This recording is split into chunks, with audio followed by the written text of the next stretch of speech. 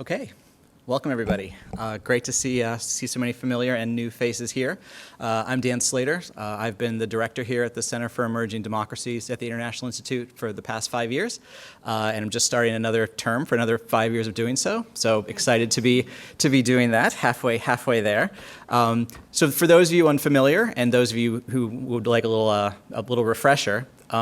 So here at the Center for Emerging Democracies, we do basically 3 kinds of activities. We do programs, we do fellowships, and we do publications. And this is a really great way to kick off our year because it's a great example of all 3. So this is, of course, a program, one of the public programs we have. You should check out our website to see the events we'll be having throughout the academic year, usually Tuesdays at 4 o'clock, if you can keep that spot free on your schedule. Also, we have a very active fellowship program. We always have 4 postdoctoral fellows in residence, as well as this year we have 8 new graduate fellows, I think some of whom are in the audience today. And happily, 2 of our postdocs will be on the panel here today, so you get to meet them right off the bat. And last but not least, we're very dedicated to our publications program here at the Center for Emerging Democracies as well. We have a book series with the University of Michigan Press, which has already got 12 books in print and more in the pipeline. And that includes this book that we'll be learning about today. It'll be forthcoming with University of Michigan Press in the coming months. And we also publish the newsletter of the American Political Science Association's Democracy and Autocracy section. And so we'll be doing a special issue on this volume as well. So we've done 10 issues of that over the past 3 years. And so I really urge you to go to the website, look at the books we've published, look at the newsletters, always, I think, on a really interesting theme related to democracy and autocracy in some light, and always from an interdisciplinary perspective. So we have a lot to cover today, so let me move ahead to introductions. So we've got three book authors. So first we have Larry Diamond. Larry is the William L. Clayton Senior Fellow at the Hoover Institution and the Mosbacher Senior Fellow in Global Democracy at the Freeman Spogli Institute for International Studies at Stanford University. He leads the Hoover Institution's programs on China's global sharp power and on Taiwan and the Indo-Pacific region. At FSI, he leads the program on Arab Reform and Democracy, based at the Center on Democracy, Development, and the Rule of Law, which he directed for more than 6 years. He is the founding co-editor of the Journal of Democracy and also serves as senior consultant at the International Forum for Democratic Studies of the National Endowment for Democracy. Sumit Ganguly is a distinguished professor of political science and holds the Tagore Chair in Indian Cultures and Civilizations at Indiana University in Bloomington. A specialist on the international and comparative politics of South Asia, he is the author, co-author, editor, or co-editor of over 20 books on the region. He is currently the editor-in-chief of the International Studies Review. In his most recent book, with William R. Thompson and Manjit Pardesi, is The Sino-Indian Rivalry, Implications for Global Order. Professor Ganguly is also a fellow of the American Academy of Arts and Sciences and a member of the Council on Foreign Relations. Our third author today, Dinsha Mistree, is a research fellow in the program on strengthening U.S.-India relations at the Hoover Institution at Stanford University and an affiliated scholar at the Freeman Spogli Institute for International Studies at Stanford. His scholarship concentrates on the political economy of legal systems, public administration, and education policy, with a regional focus on India. He holds a PhD and MA in politics from Princeton University, with an SM and an SB from MIT. An SB from MIT sounds very impressive, as is an SM. I don't know what those are, but that sounds very impressive to me. I've never seen letters in that order. That must be something very, very, very, very impressive indeed. His published work appears in a wide range of outlets, including Stanford Law Review, Social Science and Medicine, and Public Administration Review. And then, as our respondents today, we have our 2 postdoctoral fellows. First, we have Anindita Adhikari, who is a postdoctoral fellow here from 2023 to 2025. She received her PhD in sociology from Brown University in 2023, actually just a matter of days ago, I would say, just defended her dissertation. Her research looks at the institutionalization of new modes of local governance for public participation, claim-making, and oversight that are embedded in India's welfare rights architecture. Her dissertation traces how these forums for participation and accountability are built and sustained over time in fragmented contexts and offer the possibilities for assertion of democratic rights by historically marginalized groups. And then we also have Nandini Day, who is a postdoctoral fellow here at the Center for Emerging Democracies, also from 2023 to 2025. She also just received her PhD recently in political science from Johns Hopkins University. Her dissertation investigates the links between colonial-era institutions and post-colonial citizenship regimes, aiming to illustrate the foundational ways imperial legacies constitute citizenship regimes after independence. Her research has been funded by the APSA NSF Doctoral Dissertation Research Improvement Grant and the Nicole Souvej Fieldwork Fellowship. So I'm going to turn things over now to Larry Diamond, who'll be the first of our three authors to speak, before we go to our respondents and we open things up for Q&A, both in person and for those of you who are online on Zoom. So welcome, everybody.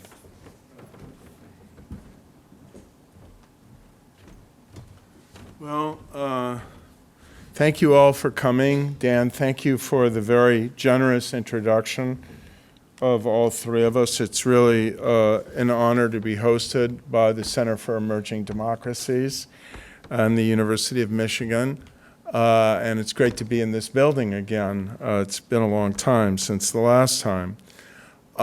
We also want to thank you for publishing some of our work in the next newsletter that you referred to, and the University of Michigan Press for publishing the book that is forthcoming on which this panel is based. And indeed, this book follows a book that Sumit Ganguly and I edited and published in 2007 with the Journal of Democracy, when then it was possible simply to talk about the state of India's democracy without having a negative adjective preceding it.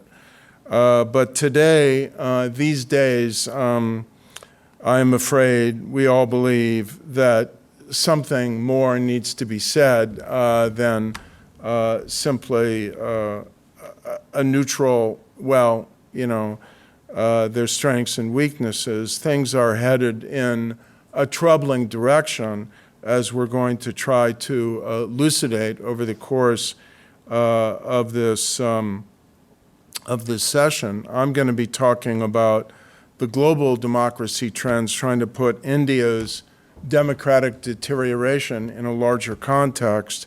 Then Dinsha Mistree will talk about the evolution of Indian democracy up until the BJP came to power for a second term in 2019 with a much accelerated, we think, assault on democratic norms and institutions. And then Sumit, based on the work he's been doing for many years and the article that he just published in the Journal of Democracy, in the same issue where Dan has a very important article on military regimes and legacies, Sumit will talk about India's undeclared emergency. So there are, I think, 6 trends that define the fate of regimes in the world over the last more than decade and a half. Levels of freedom and democracy have been declining. The rule of law has been deteriorating. There's been a wave of illiberal populism. I'll briefly try to define that, but Narendra Modi and the ruling BJP, I think, certainly embody and increasingly reflect that. Beneath that are rising levels of polarization and intolerance.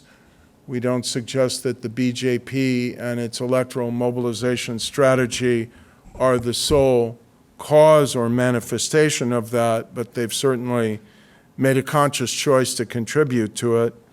And then there's the resurgence in power of Russia and China, not something that we'll be getting into here, although not surprisingly, Sumit has a new book out that engages the China angle as well with respect to India. And then another issue we won't be talking about today, which is the parallel deterioration of democracy in the United States and many parts of Europe. If you look at the state of electoral democracy in the world today and compare 2006, the blue bar in each of these two charts, with the end of 2022 as measured by the different democracy ratings agencies, as I've aggregated them into summary judgments about electoral democracy, you see that in almost every region of the world, in Central and Eastern Europe, in Latin America and the Caribbean, in Asia, in Sub-Saharan Africa and the former Soviet Union, and the Middle East and North Africa, there are fewer electoral democracies now than there were then, and fewer liberal democracies now than there were then. I can elaborate on that later if you want me to. If you look at the percentage of the roughly 195 states in the world that meet a minimal but serious test of electoral democracy, I'd say the kind of test that Steve Levitsky and Lucan Wei laid out in their book on competitive authoritarian regimes, where there's not just a facade of multi-party electoral competition, but there's a reasonably level playing field as they describe it, then we've seen among the countries with populations over 1 million quite a significant decline since around 2006 in the percentage of states that are democracies, declined from about 57% at the peak of democratic progress around 2006 to about 43% today.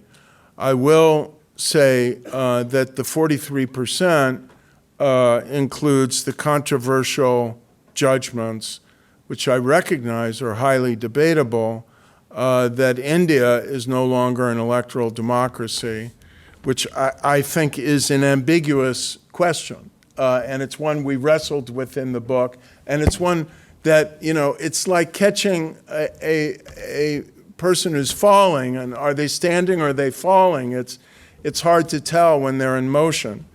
And I think that's the case with India.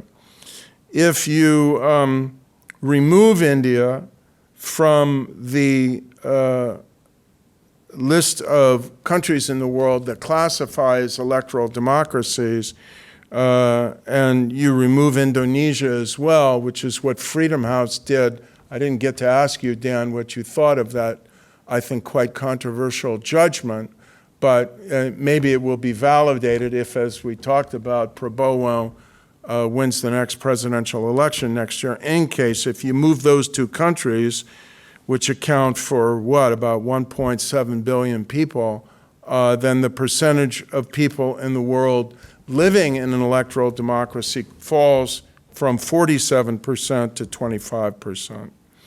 And as you can see, in most kind of emerging nation, global south regions of the world, according to Freedom House or the Economist Intelligence Unit, standardized on a 0 to 100 scale, the kind of overall level of democracy has been declining more visibly on the Freedom House scale than the Economist, and I'm not showing it here, but even more so on the varieties of democracy measure, and I'm going to show you later how India looks on that.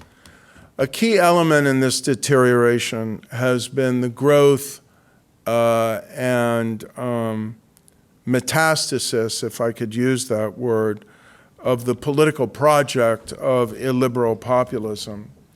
And I think by now you are all well familiar with its elements, which include a kind of dedicated, virulent contempt for elites in general, and an argument that elites have betrayed the real people of the country and deserve to be swept aside, since they often identify their opposition as part of the corrupt elite and think that the corrupt elite has sold out the country and doesn't represent the real people. This easily mutates into a broad assault on pluralism in general, and eventually a claim, as was once made by a presidential candidate who turned out to be successful in the United States, that the country is broken and only I or only we as a political party can fix it. So they're anti-pluralist, and pluralism is part of the essence of a genuine electoral democracy. They're anti-institutionalist, not in that they want to reform institutions. A lot of institutions in democracy democracies around the world could do with a good dose of reform and improvement, but they have a contempt for institutional constraints. And they would, if they can get away with it, as Erdogan has done in Turkey and Orban in Hungary, transform institutions in a way that would facilitate the next element of illiberal populism, which then turns into authoritarian populism, which is to construct a political hegemony, which really makes it institutionally very difficult for the opposition to come to power again through free and fair elections, and tilts the electoral playing field. That's the point at which I think these systems descend from democracy into electoral autocracy, into something that falls beneath the minimum standards of free and fair elections. They then claim that those elections, which still happen at regular intervals, are like a plebiscite, and once the ruling party has won, it's invested with the power to pretty much do whatever it wants. So they favor direct over representative democracy and take the electoral result as a mandate to rule as pretty much as totally as they want. These projects are almost always illiberal, which is certainly in its intolerance of religious and particularly religious, but also ethnic or nationality minorities, a prominent feature increasingly of BJP rule, and they can be nationalist and chauvinistic to the point of xenophobic. How does this happen? Well, I've suggested in my book, Ill Winds, that it kind of follows a trajectory, which I call the autocrat's 12-step program. I would argue that India is well along in this trajectory, and that most of the items in this trajectory have been elements of the BJP strategy of rule and dominance over the last 10 years, particularly during the second term of parliamentary rule, which began in 2019. And if you follow what's happened in Hungary and what's happened in Turkey, I think it is reasonable, and elsewhere, countries that have followed this trajectory, I think it's reasonable to expect that should, as seems very likely, the BJP be elected to a third term in the national elections next year, that this process would accelerate, including the rigging of the electoral rules. I'll let my colleagues reflect on how much they're concerned about that, but the Electoral Commission of India has been a kind of, to a degree that exceeds maybe other institutional arenas, arena of relative independence and integrity, and that some people worry is under challenge now. You can see here on the VDEM scale the regional trends on the liberal democracy score, and you see in the yellow line here that South Asia has been declining dramatically, and that's part of the context. Of course, it's not only India, it's Bangladesh, it's Pakistan's highly predictable return to military dominance, Sri Lanka going back and forth. And if you track some of the countries that have changed the most on the total Freedom House 100-point scale of political rights and civil liberties during the last decade that ended on December 31st of last year, you see that, India is very prominent among the countries that have really lost a lot of ground.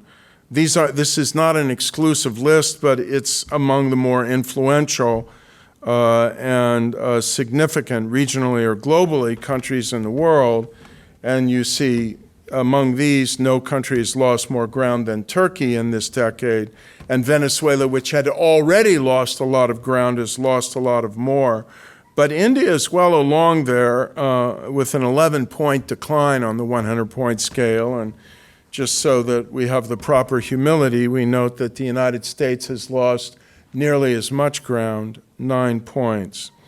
And this is what, finally, in terms of my presentation, the Varieties of Democracy project, which I think is probably the best, most comprehensive, the most methodologically conscious and careful of the global democracy surveys, has tracked in terms of its two, of course, highly correlated scales of electoral democracy and liberal democracy.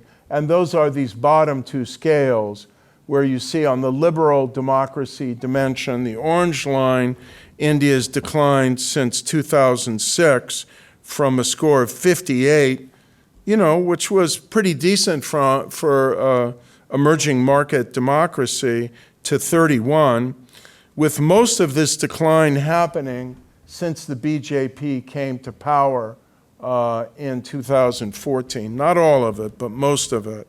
And again, with the liberal democracy score, even more so, we see that most of the decline,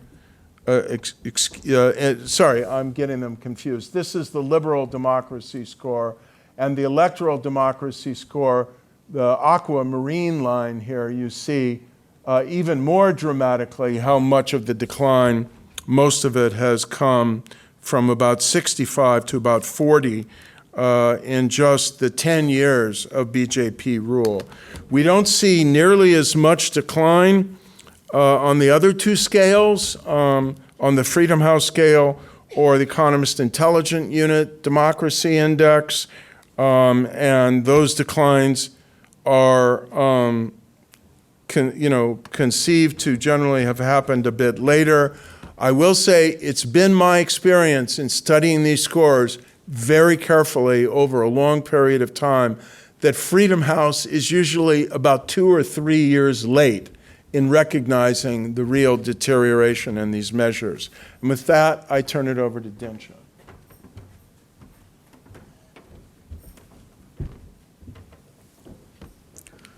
Well, thank you, Larry, and thank you, Dan, for having us. Let me show you from the ground up, the India up perspective, what actually happened during these two time periods, 2014 and 2019, that Larry was alluding to. You can see there's a lot of orange. That's the color of the BJP. Dominant in what we call the Hindi heartland, the northern parts of India, less penetration in the southern part of the country, where we still see pockets of resistance. They're not winning by a lot. 31% of the vote in 2014, 37% of the vote in 2019. This is suggestive of two things. One is a splintered opposition. The opposition has always had troubles getting together, as well as BJP, if you want to give them credit, a good ground game. Now, where the question is how good is that ground game legitimately versus illegitimately? And that's a big question that seems to be coming up quite a bit. So India's remarkable democratic legacy. Let me tell you a little bit about how we got to this situation. I'll tell you a bit about what happened in 2014. 2019, Sumit will take over. So India has a remarkable democratic legacy. Even before its colonial period, or during its colonial period, was flirting with democratic activity. In independence, of course, with the constitution that was formulated in 1950, you get a liberal democratic parliamentary federal system, first past the post system.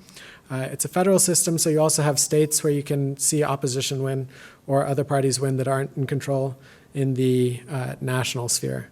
From 50 to 75, you have, for the most part, free and fair elections. Widely agreed that this is what was taking place, although one party was dominating. Congress Party was winning consistently during this time period. In 75, one of the leaders of Congress, Indira Gandhi, she announces for 19 months that she's going to take over the country. She doesn't want to have elections. She declares an emergency, and for 19 months, democracy, as well as a lot of civil liberties, they're suspended in the country. She brings back elections in 77, and post-77, you see a whole series of institutional protections that were introduced. That brings us to 2014. Narendra Modi is elected with the BJP, and he's re-elected in 2019. Modi has come to represent Hindu nationalism. What is that? Well, to understand that, it helps to understand how Hinduism was politically construed and how Indian identity was politically construed. And for that, for the most part, you have to turn to Gandhi, who has a really long legacy in this space. For a number of years, even before Gandhi, there was a debate over what it meant to be Hindu and how that should relate to what it would mean to be Indian. Gandhi wanted to see a creedal, inclusive notion of Hindu-Indian identity, something that would welcome a lot of outsiders, all kinds of different people. Something that Maya Tudor, in our work, has described, as well as in other work, has described as an e pluribus unum character, from the many one, right? And so initially, India was built on this open, expansive notion of what it would mean, welcoming all kinds of other people. This doesn't mean that Hindutva and certain more radical voices weren't there. It's just that they weren't the dominant viewpoint on Indian political development.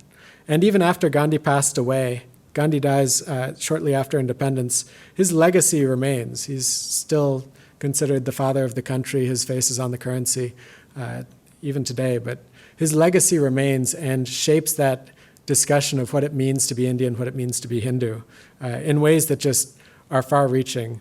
The Hindutva tensions, caste tensions, are also always there in India, but we don't see them playing out at the national stage until the 1990s, really, when we start to see it enter more and more into the national political conversation. This is a picture of the RSS. It's a social organization. Modi actually rises up through it, as I'll tell you about in a second. You can see that it's a very structured organization, bleeds over into a political party with the BJP. Modi is right in the center right here. It's an interesting relationship with the RSS. He's certainly come up through the ranks, but it's very ideologically set on a Hindu nationalist identity. So who is this Modi fellow? Well, he was born in a small town in Gujarat in 1950. Absolute success story in terms of where he came from to where he ended up. He affiliates with the RSS at a very young age, at the age of 8.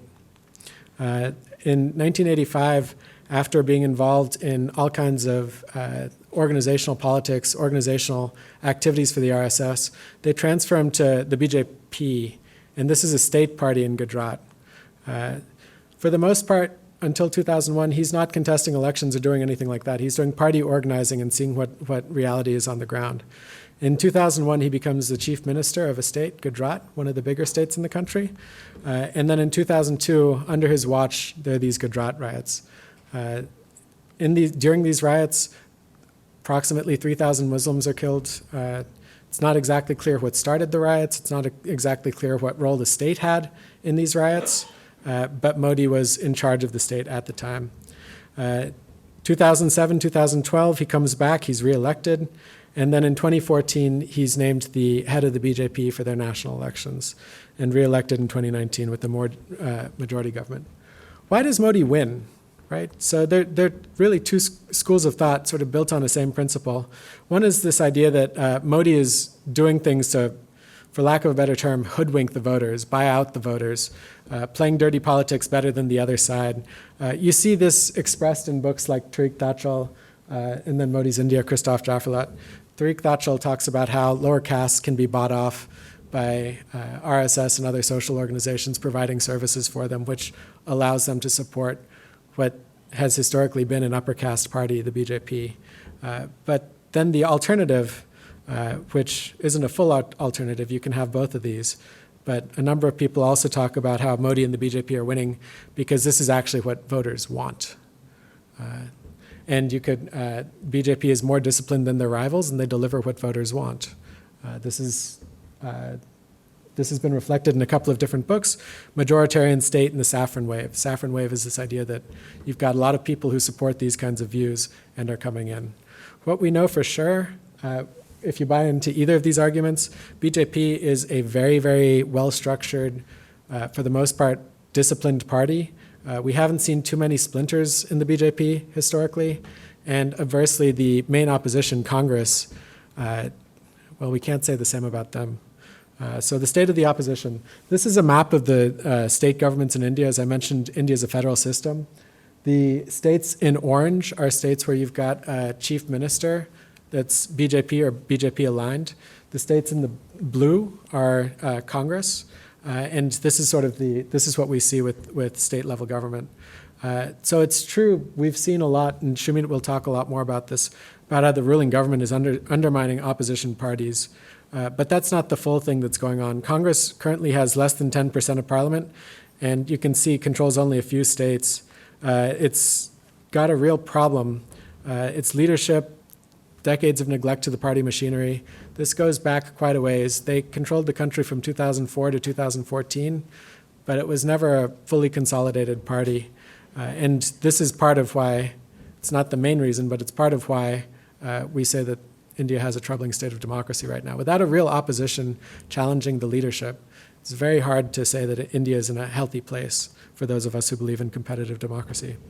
We see regional parties, but no serious national challengers. This is a common, real tough thing when you build up around a regional identity saying we really need to protect a state-level identity. It's then very hard to turn around and make a national claim that people on the other side of a country as large as India should follow you, should vote for you, should support you. We sometimes see coalitions that form between these different states, but these coalitions can break down. It's a very challenging thing that we see. So with that, let me turn it over to Sumit. Sumit, you can talk a little bit about what's going on from 2019. Thanks, Dinsha. At the outset, I should thank Larry for proposing that we write this book in the first place, and I'm most grateful to Dan for hosting us, and Derek for taking care of all the complex logistical arrangements of bringing the three of us here. I am going to talk about how the BJP right now is in the process of making deliberate choices that are actually undermining India's democracy. Every democracy is flawed. No democracy can claim that it is bereft of flaws and that there have never been lapses. We've witnessed our share of lapses in this country in recent years. But what we are witnessing under the current government, led by Narendra Modi, is that there is a set of explicit policies that are being pursued that deliberately is undermining Indian democracy, both in procedural and substantive terms. And this, to me, really is profoundly disturbing. And here are certain examples that illustrate how this process is unfolding under the current government. In the past, investigative agencies have been abused by governments in India, but those were lapses. Those were occasional uses to target political opponents, to undermine a particular political opponent, and usually there was some fire underneath the smoke. What we are witnessing right now is the systematic use of investigative agencies to harass and intimidate the political opposition as well as dissenters. Specifically, the government has relied on the Enforcement Directorate, which is responsible for investigating financial malfeasances, which has been wholly politicized, with frivolous and dubious charges being leveled against members of the opposition. And the problem is that once you enter a case in court under the aegis of the ED, it could be months or possibly years before this is resolved. And so this is like a dead cat that you're dragging around with you for the foreseeable future. Attempts have also been made to use the lower echelons of the judiciary to intimidate members of the political opposition. a completely questionable and dubious defamation case was lodged against Rahul Gandhi, the scion of the Gandhi family, and a sitting member of parliament. Fortunately, the Supreme Court has dismissed this case, saying that prima facie, this case does not hold up. Admittedly, Gandhi's remark at an election rally was maladroit. But if being maladroit was a crime, then most politicians would find themselves in prison. A form of organized harassment is now underway. And one of the techniques that the government has used is to rely on a particular law that was passed under Prime Minister Indira Gandhi, called the Foreign Contribution Regulation Act. And this has been used to harass members of civil society, human rights, and media organizations ranging from the Center for Policy Research, including one of the contributors to our book, who's the president and CEO of the Center for Policy Research, very much a middle-of-the-road research and organization and public policy organization, hardly belonging to the radical fringe by any means. And yet they find themselves under the scanner of the Foreign Contribution Regulation Act. It has also been used to shut down Amnesty International's operations in India and has been used to harass the British Broadcasting Corporation on the basis of practically not a scintilla of evidence. Most recently, Shobhoshachi Das, an untenured assistant professor of economics at India's premier private university, Liberal Arts University, Ashoka University, was hounded out from his position after he had written a paper that raised questions about the BJP's disproportionate share of seats in highly contested constituencies in the 2019 election. One can obviously critique any academic paper. That's par for the course. But those are hardly grounds to dismiss someone from office. Worse still, in the wake of this, the Intelligence Bureau, India's domestic intelligence organization, visited campus and sought to speak to various faculty members. This is reminiscent of the bully boy tactics of squalid regimes across the world, not those of a working democracy. Essentially, what this government is intent on doing is creating a climate of fear. Through the abuse of investigative agencies, it is now instilling fear in anyone who dares challenge the government or critiques the government or has a viewpoint that the government is uncomfortable with.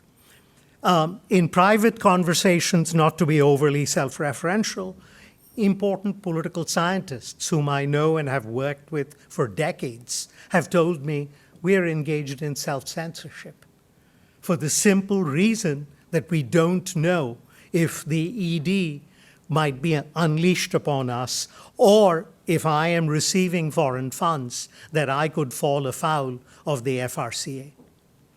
Consequently, self-censorship is now widespread for fear of running afoul of the government. That said, is all hope lost at this point? I perhaps am clutching at the proverbial straws, but there are a few developments that might give us some reason for hope that all might not be lost. First, the Supreme Court, under the present Chief Justice, has shown occasional flashes of independence. And I underscore the word occasional because he has presided over some highly controversial and questionable judgments. But In May 2022, it paused the implementation of a colonial-era sedition law that was subject to widespread abuse, especially under the current government. More recently, it dismissed the defamation case against Rahul Gandhi. Furthermore, opposition parties, as Dinsha pointed out, remain robust in a number of states and are refusing to cave into the BJP. The opposition has also forged a coalition to contest the BJP in the upcoming 2024 elections. I am not reposing an enormous amount of faith in the ability of this motley coalition to cohere after the elections. In fact, if past experiences is any indicator, chances are it will unravel. But at least it is a hopeful sign that to contest the elections, they have set aside ideological, personalistic, and other differences. It is also important to underscore that a handful of civil society activists, despite persistent and ongoing harassment, refuse to be silenced. How long they will persist is an open question, especially if they find themselves incarcerated before long. These developments notwithstanding, the BJP enjoys multiple advantages of incumbency: access to funds, control over government agencies, and the near deafening silence of powerful foreign governments who have contented themselves with anodyne statements about the state of India's democracy as they seek to court India for access to its markets, to elicit its cooperation, to balance an increasingly assertive People's Republic of China, and to solicit India's assistance to bolster global regimes ranging from trade to climate change. All of these factors, in my view, bode ill for the future of India's democracy. One had hoped that powerful states would be able to remind India to live up to its own traditions, but that really hasn't been the case. On the rare occasion that a individual has spoken out, like Annalena Baerbock from Germany, she was basically reined in by the German chancellor. The prospect of selling submarines to India is much too attractive. And those discussions are currently underway. Having just returned from Germany, I'm especially sensitive to this subject. So the love of filthy lucre often overrides the moral and ethical and normative commitment to democracy. In summary, I think is something that we will leave in abeyance. I believe at this point, our two commentators will step up to the plate. Thank you.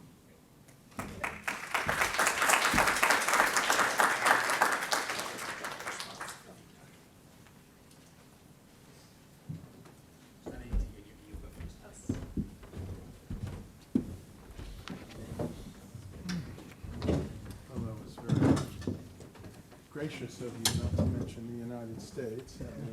State Prime Minister Modi. Okay, thanks everyone, especially Dan. Thank you for welcoming us to the center by inviting us to offer comments on this really important volume.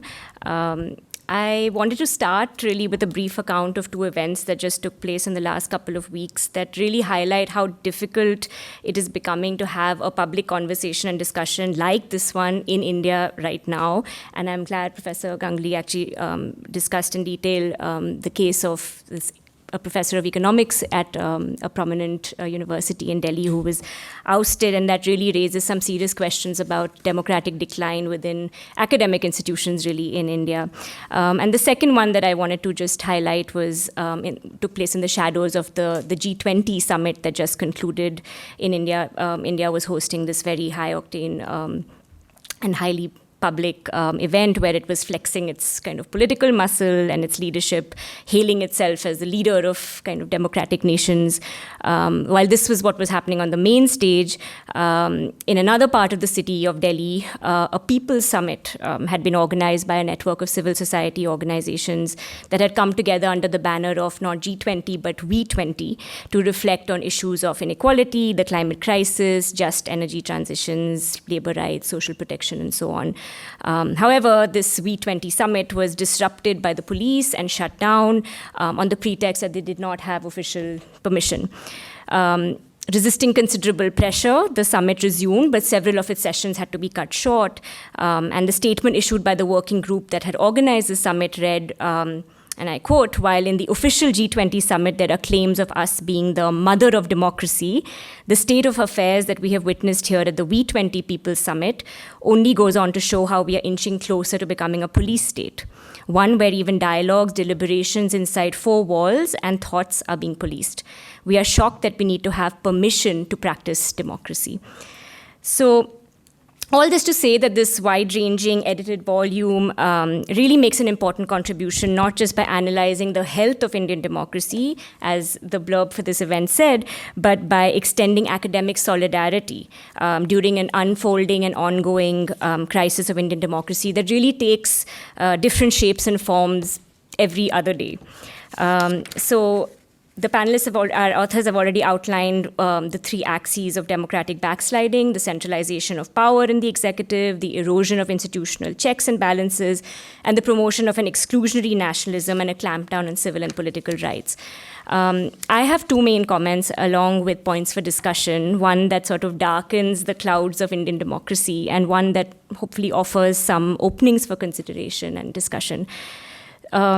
So the first is that while the 16 essays in the volume span the field of politics, the state and society, its analytical focus is primarily on civil and political rights and economic development. What receives less attention in comparison is the hostility of the current political regime to social rights and social development. Social development, after all, binds all three: politics, the state, and society, and allows us to ask not just whether democracy is good for development, but what kinds of social development are good for democracy. And this is important not just for India, but across countries where the rise of right-wing, exclusionary, populist nationalism has been accompanied by a retrenchment of social rights and a return to more patrimonial forms of welfare. In India, we see that while rights-based welfare programs that were introduced in the 1990s and the 2000s have not been entirely dismantled, they are being seriously underfunded or reformed by stealth. The National Rural Employment Guarantee Program, the largest public works program in the world and India's most ambitious anti-poverty program, introduced as a legal right to work in 2005, being just one case in point. The idea of development as expanded citizenship has retreated from public discourse, in part because of consistent public ridicule of welfare rights as promoting ravery culture or a culture of freebies, a term used by the Prime Minister. The idea of a charitable state has resurfaced in its place. Citizens are reminded that access to social development is not an entitlement, but is conditional on political duty to the nation and the demonstration of self-sufficiency, or the term that he uses is Atmanirbharta. So centralization through the introduction of new technologies has come to define the current approach to delivering social development. Direct benefits are promoted as an idea of a financial gift, to use Pranab Pradhan's term, and basic health and education have been under-prioritized.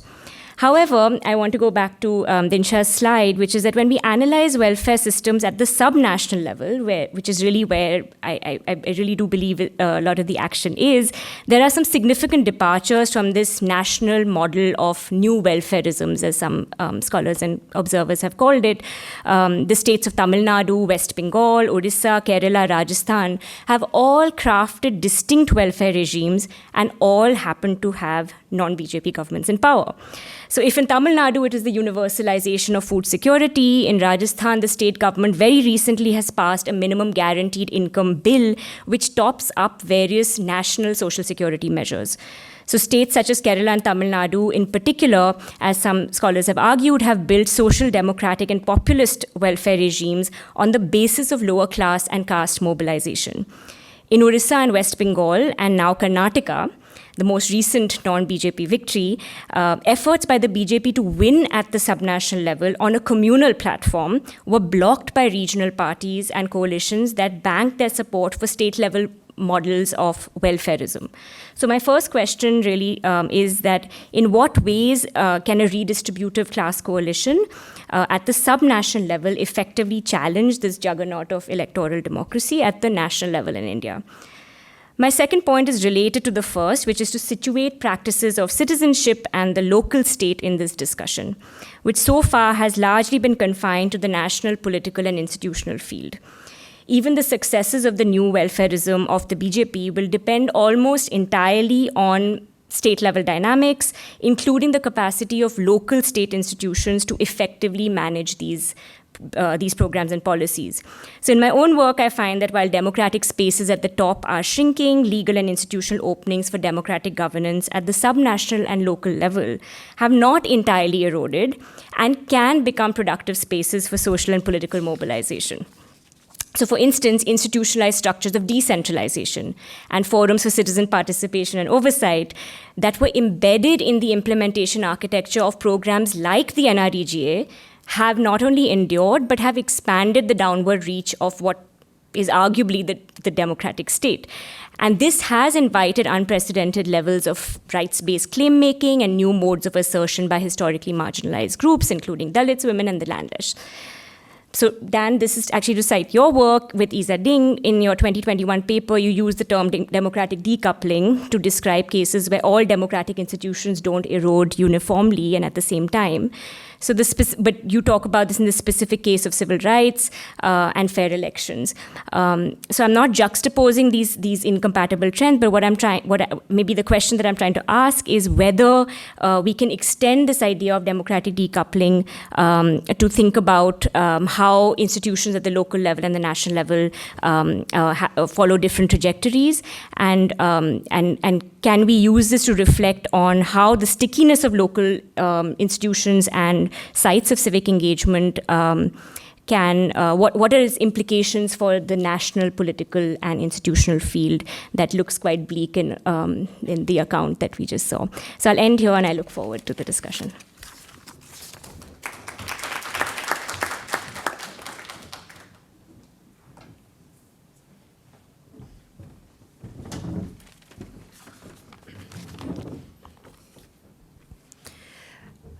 Good afternoon, everybody. Thank you to the Center for Emerging Democracies for putting this event together. Thank you, Dan, again, for having us here and for this chance to comment on this volume.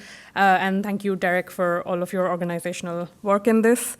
I want to start by congratulating the three editors as well as all of the contributors for this timely and very important volume that discusses the state of democracy in, what is now the most populous country in the world. And this volume very adeptly weaves together multiple different pillars that hold up the polity and provides a comprehensive view of the institutions, ideas, practices, tensions, and contestations that comprise India today. So in my comments today, I will focus on some of these ideas and contestations. And as someone who has herself lived outside of the country for the past 6 years and viewed these things from outside, try and offer some thoughts on why the state of democracy in India today has repercussions and implications far outside of the country. In that vein, I too will talk about the G20 meeting that happened in New Delhi this past weekend. And as most of you may have heard and read, one of the big outcomes of this meeting, there were a couple, but one of them was this new initiative to create a India, Middle East, Europe corridor, the IMEC, which, if it materializes, will be a combination of this rail and road transit network that would connect India and Europe via countries in the Middle East. I think the parallel with China's Belt and Road is quite obvious, perhaps even more bitingly so, given Xi Jinping's absence from the meeting. The other big development was the formal acceptance of the African Union into the G20. And for it to happen at New Delhi was an underpinning of the Prime Minister's ambition for India to be, quote, the voice of the Global South. For the residents and citizens of New Delhi, however, the G20 meeting meant blocked roads, closed offices, inaccessible services in many areas, loss of income, and the loss of income for street vendors.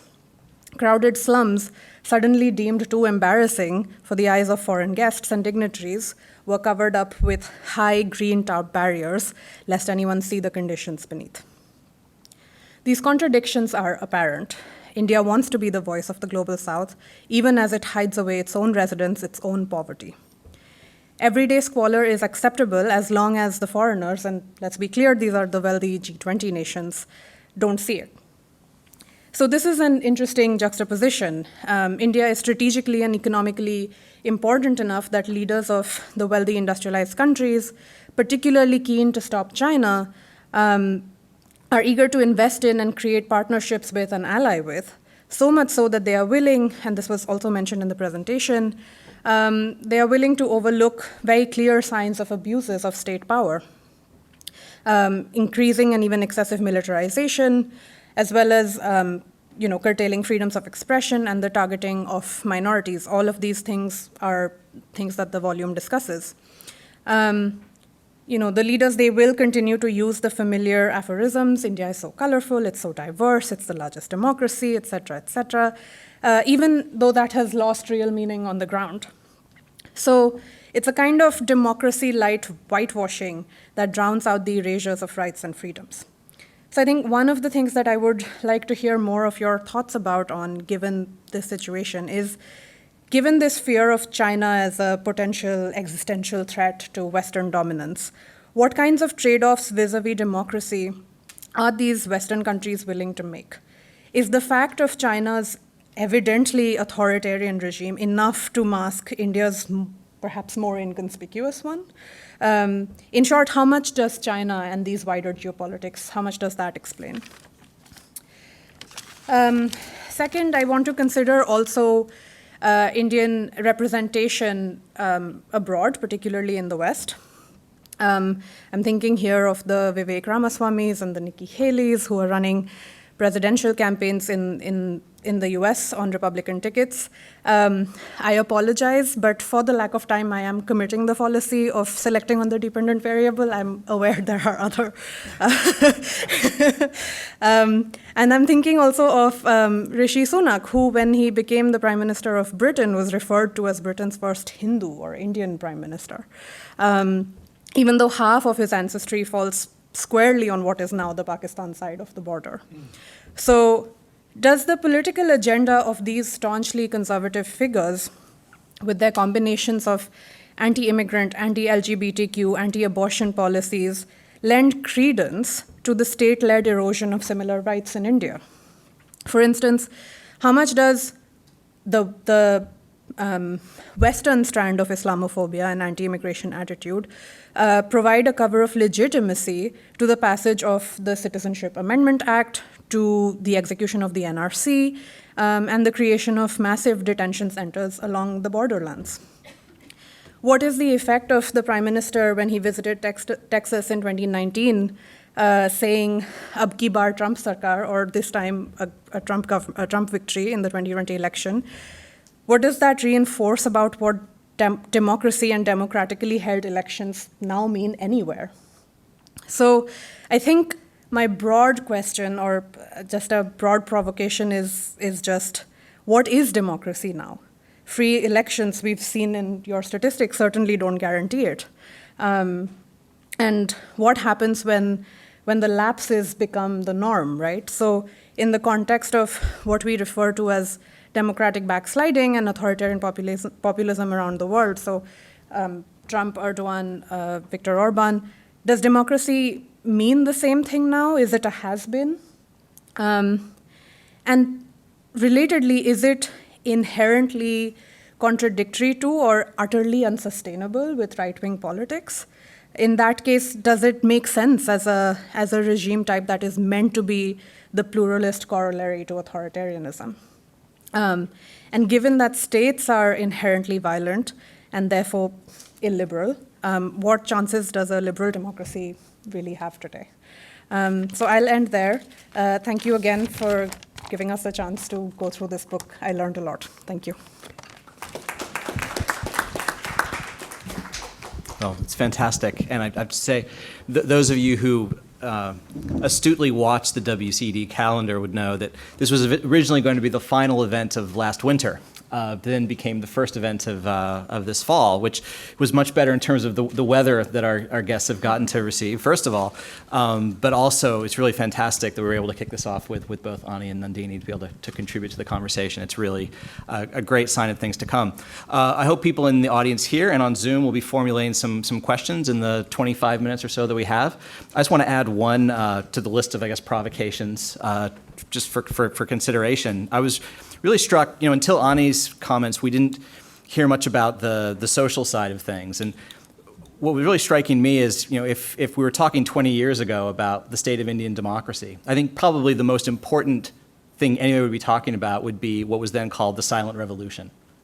This idea that lower backward castes, untouchables, et cetera, were becoming included, incorporated, and brought into democratic politics in an unprecedented way. And that was sort of the big fact of Indian politics, it seemed, of Indian democracy. And the fact that we could have this discussion without it even being mentioned, right, really suggests, it's quite remarkable. And I wonder if that indicates that the silent revolution has been kind of countered by the noisy counter-revolution of Hindutva and of nativist politics. So I sort of wonder what's left of, if anything, of the silent revolution, and including at the national level, because as you say, Ani, the state level can look quite different. So we'll put that out there as well. So people online can ask questions through the Q&A function, and I believe we have some intrepid, yes, Derek and maybe others walking around with microphones. Adam and Adam, volunteered. thank you, Adam. We're operating on a shoestring here. We're getting our own people to run around with microphones. So any questions from the audience for this panel before we turn it back to our participants? Would you like to start? Yeah, hi. So thank you so much for these fascinating insights. I was wondering whether you could perhaps tell us a bit more about the role of the Supreme Court and in how far the Supreme Court is an actor which is a reason for hope.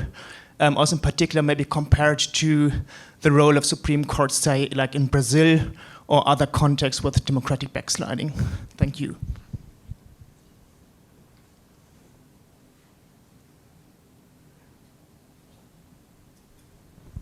Hi, my name is Başak. I'm a postdoc at the Center for Emerging Democracies as well. Welcome and thank you for this amazing presentation and putting this all together. I will take off from where Nandini left about the meaning of democracy. So I'm tackling with a similar question on the case of Turkey. So it seems like enough number of people conceptualize democracy differently than us and Freedom House and other centers who rate and categorize countries. So that people working on the ground for the authoritarian populist parties like the Erdogans or Modis believe that they are practicing democracy as is for, working for the betterment of their own people by redistributing all sorts of capital, including social and cultural, like empowering their people's sense of citizenship status, as well as access to material resources and welfare, turning it into a charitable resource. So I wonder what's your take on India's situation in this, about, people's clashing meaning makings of democracy and its role in sustaining the party, the regime now. Thank you. Let me try to get at least one more question in, and then we can turn it back to the panelists. Thank you for this presentation. My question is, in one of the slides, the data was shown, and it was that BJP got 31% vote in 2014 and 37 in 2019. Can we term this chunk of voters as Hindutva voters? If yes, then what is the idea of democracy for these voters, and how do they relate Hindutva with India? And if not, if we can't call them Hindutva voters, then what are they and who are they? And my second question to Sumit is, one of the slides he showed that the silence of powerful democracies is disheartening, but in India it is considered an foreign intervention. So what will be your defense to it? Thank you. That's a lot to chew on. Yeah, it's a lot to respond. One bite at a time. Sure. Do you want to start? Sure. Okay. Okay, great. Well, thank you all for the questions. Thank you for the questions. I'm going to pick and choose because I'm going first, and they can pick up whatever I might not get to. This question about welfare and silent revolution, it is really important. I would say that the politics of welfare have really changed in India. We don't get into this much in the book, but it seems like poverty has gone down substantially. And this was a trend that was starting well before Modi. Poverty has dropped. There were other trends or other things that were being implemented well before Modi as well. For instance, digital banking, digital finance, which really, it is pretty miraculous what India has done there. Modi, I don't want to say to his credit, but Modi and the BJP have delivered some very visible forms of government services as well. There's no question about that. Infrastructure, for instance, huge amounts of money have been put into infrastructure, and it shows on the ground. BJP and Modi have historically been very supportive of education. Now, what that education might look like might not be what we would consider to be healthy for India's society, but huge expansions, and this is real. You can go to a rural village and you'll see children wearing uniforms and going to school, which wasn't the case previously. So I think the politics of welfare have changed in some pretty interesting ways, some positive, some concerning, in ways that we haven't fully grasped yet. And we honestly don't really grapple with it too much in the book. One of our authors has looked at it at the state level, Yamini, but for the most part, we really didn't get into it very much. There's other good work on it, but it's an open, interesting area there. Then just to turn from the rural areas of India to this bigger question about how outside India relations should go.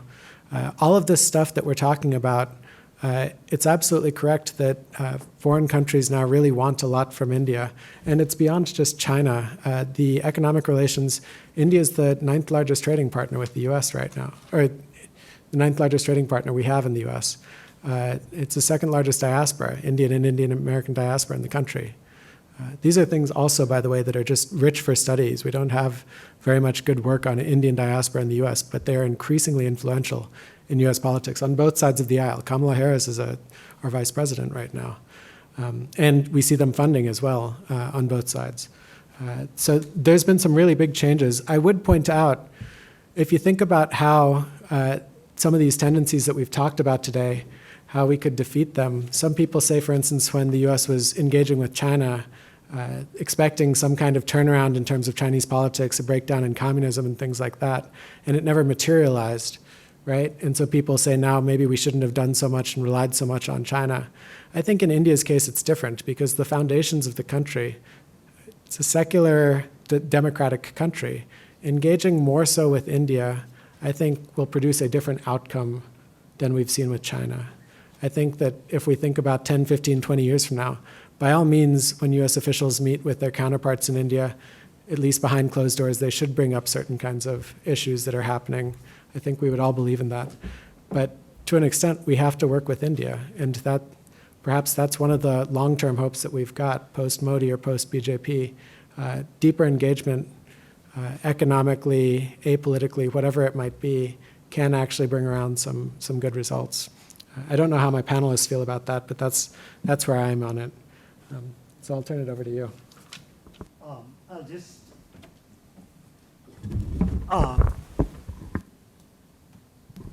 Yep, you're good. It's working? Okay. Yeah. On the Supreme Court, The Supreme Court certainly in the 80s and the 90s was an extremely activist court which substantially expanded the scope of rights in India. And in fact, under a particular Justice P.N. Bhagwati, he came up with an extraordinary judicial innovation, the notion of public interest litigation, where you could just drop a postcard to the court and the court would take cognizance of your grievance if indeed some legal regime or stricture had been violated.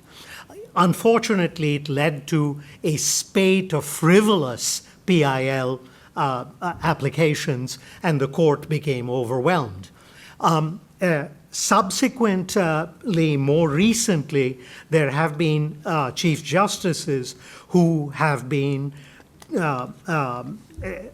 aligned much more with the present government. Justice Chandrachud, however, the current Chief Justice, has demonstrated a degree of political independence, but we still don't have a clear notion of his judicial philosophy as yet. And furthermore, Chief Justices come and go. So the next one could have a very different tenor for the court. So it's the record, especially in the recent past, is mixed.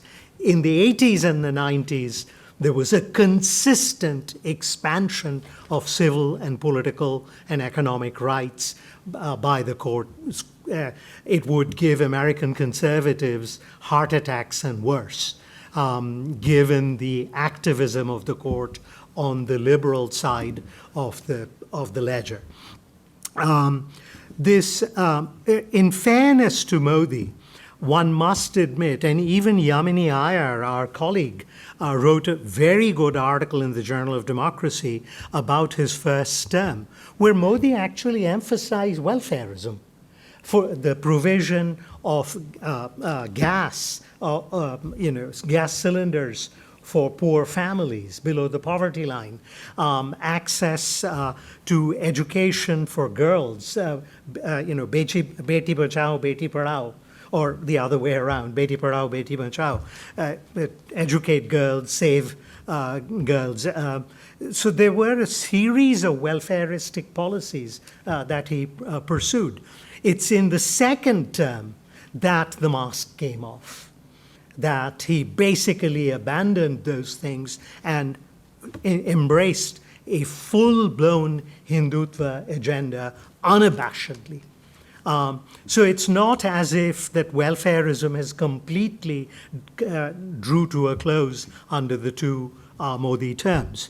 The one point I would make about welfarism, however, in India, is that no government in India, regardless of political ideology, has devoted adequate sums of money to public health care. This is a national scandal which transcends ideology.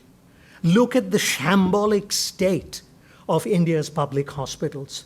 They resemble Dickensian England.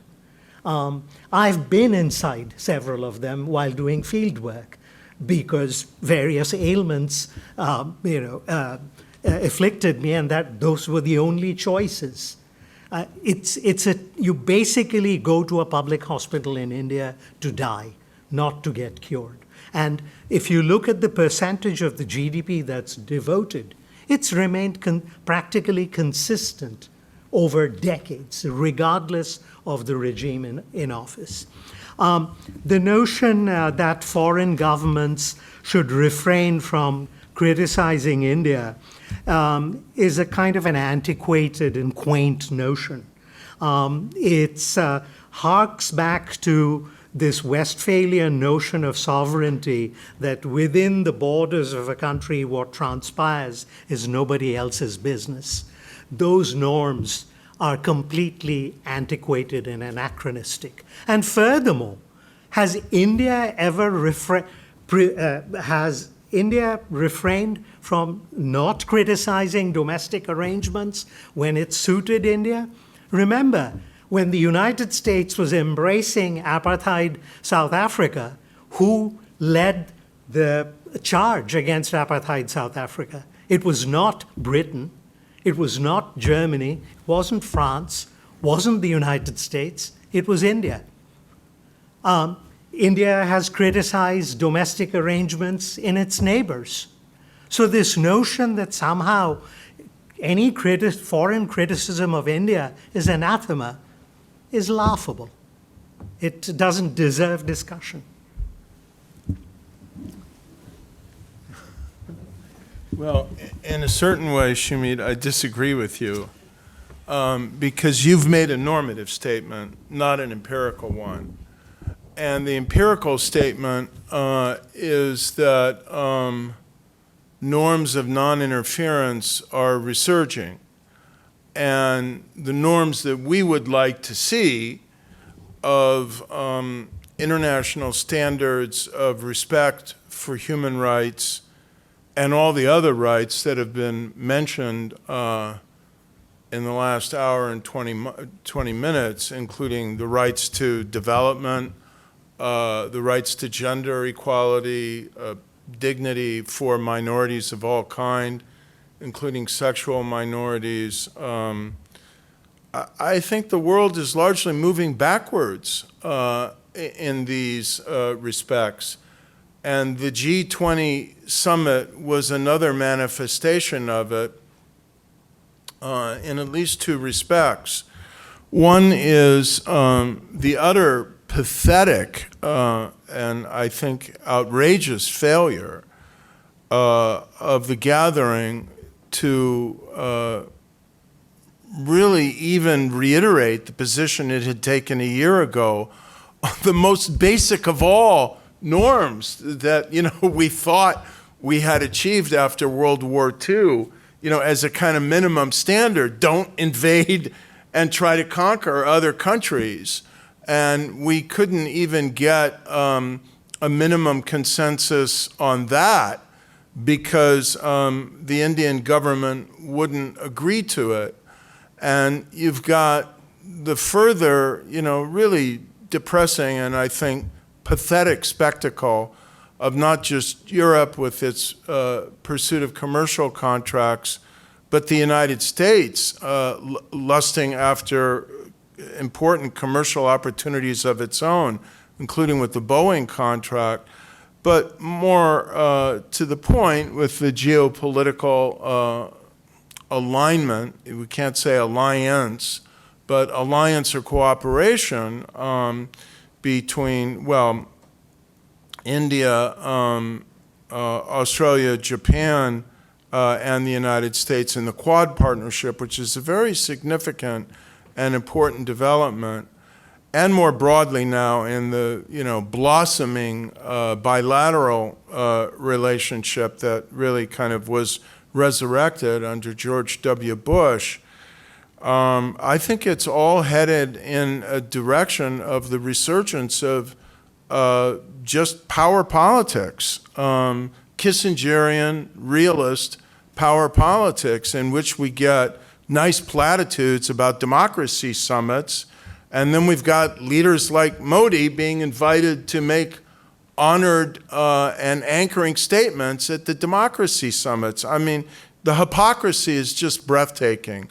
And to crown that off by inviting Modi not just to come to the U.S., I think it was a strategically necessary and important visit, and I think India is a country much too big, important, and promising for the United States not to want to do business with. But when you have at most one state dinner a year as President of the United States, and you accord that honor on a leader who is, you could have gone on for the other, 90 minutes of this session about what Narendra Modi is doing to desecrate Indian democracy and civil liberties, and then to give him the extremely rare honor of both a state dinner and a joint address to the to the United States Congress.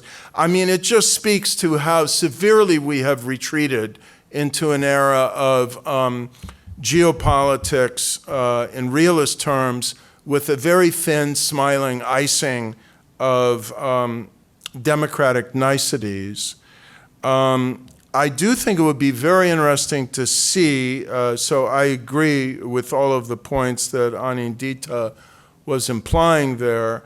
To her second point about the India-Middle East corridor, I think this is going to be really interesting to see if this materializes, because China is in no position fiscally now to do much more on the Belt and Road Initiative. So it is an era of opportunity for India, but you have to wonder, where will the money come from? Well, I've got an idea of where the money might come from, and that is the Gulf, which is sitting on the biggest stash of available fiscal resources in the world, particularly UAE and Saudi Arabia involved in this. So if you're looking about geopolitical things to watch, I would watch that one. I got 3 more brief points I'll make. Both Anindita and Dan raised the question about what kind of, what elements of social development are conducive to democracy. And I think we know the answer. It's embedded in vast amounts of social science research, and that is broad-based ones, broadly distributed ones. First of all, gender equality, so you can take full advantage of the entire population and accelerate the demographic transition. Second of all, income inequality, so you don't get the grotesque accentuations of the distribution of wealth and income that are happening in India and the United States and in Europe and most parts of the world. And third, some reasonable balance and inclusiveness among all identity groups. And India, on those elements of social development, seems to be moving backwards on all fronts.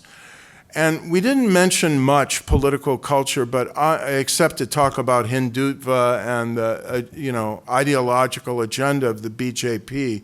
But I am very worried, if I can just slip this point in, about the propaganda that the BJP is slipping into the educational system and the broader political culture of the country, which I think does not augur well for the future of democracy. In this regard, Nandini talked about anti-LGBTQ mentalities or ideologies or opportunistic agendas and Islamophobia more generally. And I'll just say, if you look around the world now, what is a very frequent accompaniment of illiberal populist agendas are not just beating up on whatever available, minorities, vulnerable minorities you have, whether they're immigrants, or Muslim minorities or immigrants or whatever it might be. It is astonishing how common it is for these governments to identify, isolate, and beat up on and press legal agendas against the LGBTQ community. And I'll just say here, in memory of one of my favorite University of Michigan democracy scholars, our late colleague Ronald Engelhardt, one of the most astonishing findings in all of his work on political culture, I mean, my jaw just dropped when I saw it, but as I thought about it, it made sense, was his finding from all the world values surveys that, you could reduce a lot of the battery of items of liberal values to one question, which is tolerance of homosexuality, or what we now call the broader LGBTQ community. And you can also look at that in the reverse, that's the kind of warning sign and red flag for a deeply illiberal, anti-democratic, power-aggrandizing government turning in the wrong direction. Thank you. So we just have a couple of minutes. We do have one, I think, really excellent question that came from Zoom, from an anonymous attendee. And I think in particular, maybe either Dinsha or Ani might be able to give some kind of response to this. So our attendee asked, how do you see the role of the career bureaucracy in the ongoing democratic backsliding? So during the presentation, we heard about the weaponization of the intelligence agencies, but this is always a really, really big question. You know, when you have elected leaders who are trying to roll back these rights in a place where the bureaucracy is established, in a place like India, the question of what role it plays in either, you know, supporting or blocking that kind of backsliding becomes really, really vital. So I wonder if there's anything that either of you in particular have encountered that gives you either some level of hope or the opposite of hope when you think about what role the bureaucracy might play in all this in India. Anything that comes to mind? I'll talk more about the national level. By and large, the IS officers, the senior level bureaucracy that I've met have been fantastic, really smart people. And there is scope for, I think, doing good administrative work, even in a regime that might be tilting another way. There are plenty of good people in it. That being said, the bureaucracy answers to political powers. There are all kinds of things that that politicians can do to control that, from transfer appointments to making new positions or putting power in somebody else. And we see a lot of that happening. The bureaucracy isn't the most efficient, it's not well organized, but to the extent that the big man says something needs to happen, a lot of decisions are routed through PMO, the Prime Minister's office these days. It mostly happens, at least anything that can happen quickly. So that's my limited perspective.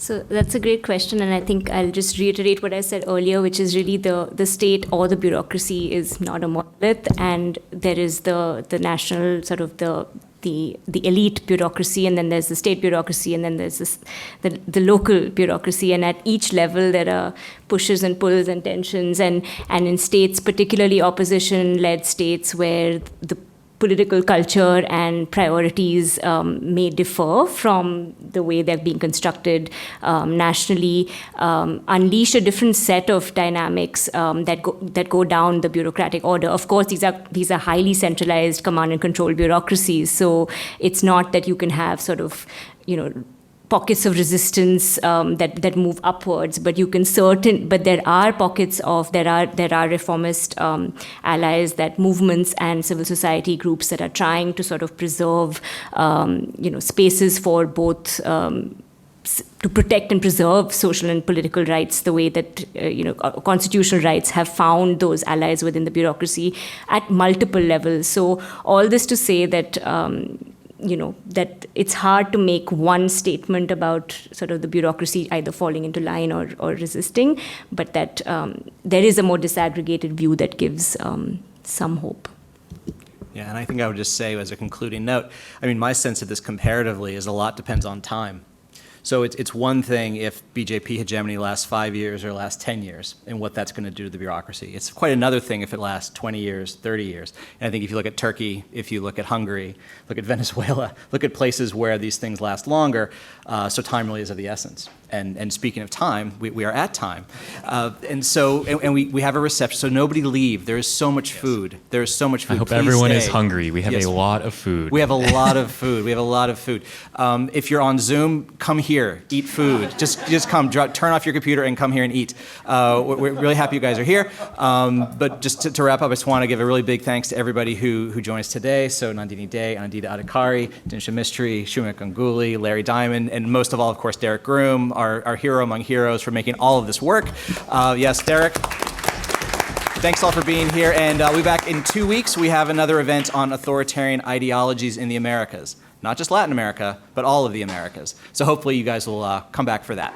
Okay, thanks.